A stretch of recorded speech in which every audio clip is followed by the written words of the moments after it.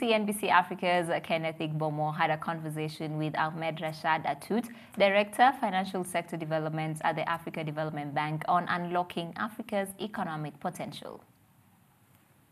I think for us at the African Development Bank, we see this event as a timely event.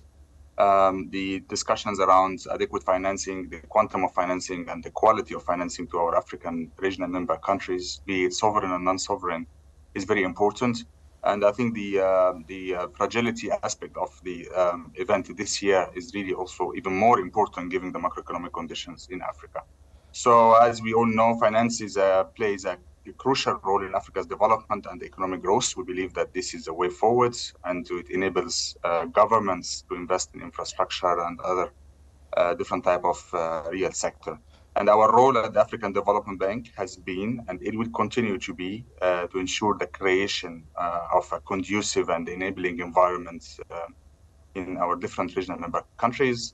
At the same time, ensuring access to adequate financing to the youth, marginalized groups, women, SMEs, in a way that can help them to strive the business and also to access adequate funding. Another role that we are playing and interest that we are putting on is on the deepening and widening of African capital markets, and we are doing so using different type of products and services, creating an enabling environment, dialogue, even investments when it comes to helping corporates and sovereigns access to that capital markets. So in a nutshell, we believe that the financial architecture of Africa needs more support from ourselves at the African Development Bank, the Bank of Africa, and also to our regional member countries to help them strive through these very challenging macroeconomic conditions, global macroeconomic conditions, if I can put it this way.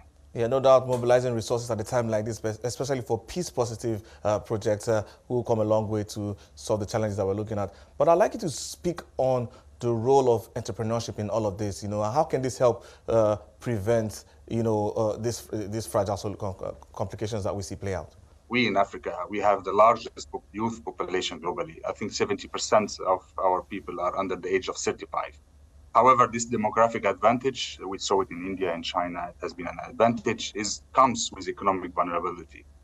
And employment and poverty remain widespread issues. Let me put it this way. Nearly 83% of the 18 million young population or young individuals entering the job market in sub-Saharan Africa each year find themselves without adequate employment opportunity. It's a big challenge, right?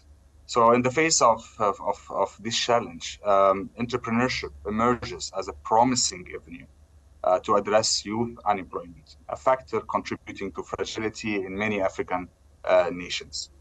At the African Development Bank, we firmly believe that unlocking the economic potential of young people and marginalized communities is essential to fostering inclusive growth and sustainable development across the continent.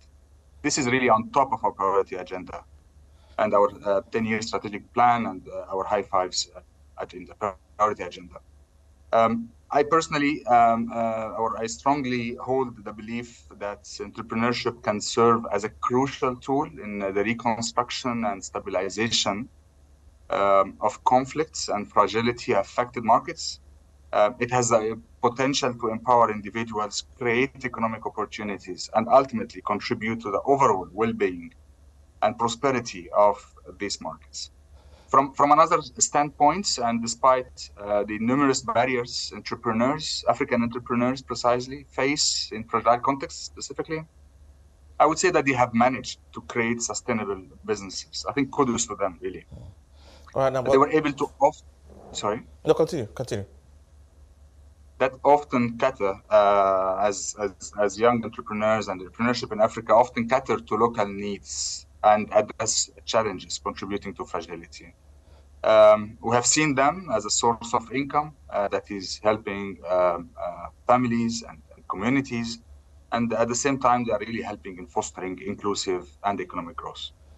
But let me say that it was not an easy journey for them, as persistent barriers such as the lack of investments, access to affordable and timely financing is really lacking.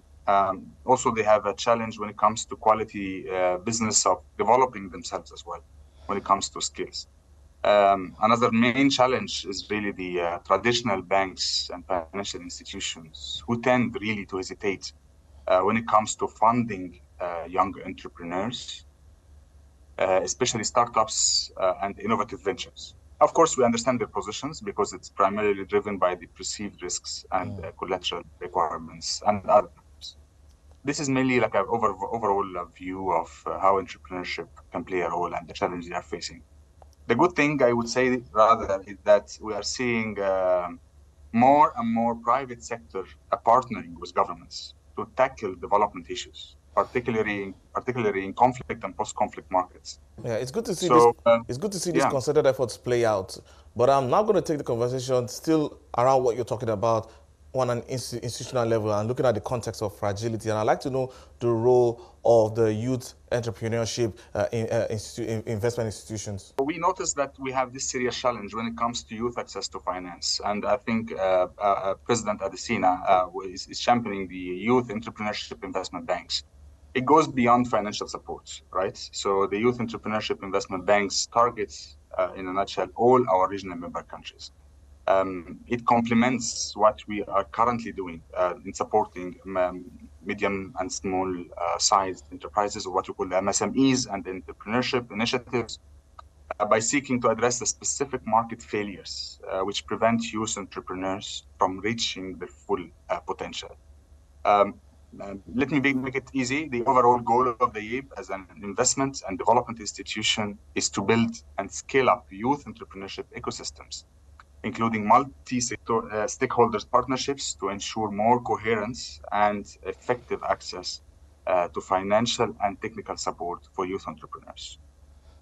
All right, thank you so much. Definitely quite a lot to put through, and I can imagine what your biggest takeaways have been in the past 3 days. I think in the past 3 days, we have been thinking about how to take this forward. We have been talking to our development partners. I think there is a very important focus on creating the necessary skills, creating the necessary ecosystem, and also working closely with policymakers, development partners, creating a source of collaboration in a way that we can leverage all our supports to our African regional member countries in a way that can help these specific segments. We are very keen to leverage our balance sheets.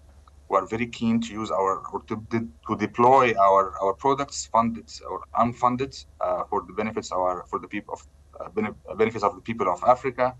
And really, we believe that the YEIBs and other initiatives led by the bank will provide youth entrepreneurs with convenient access to both financial and non-financial services.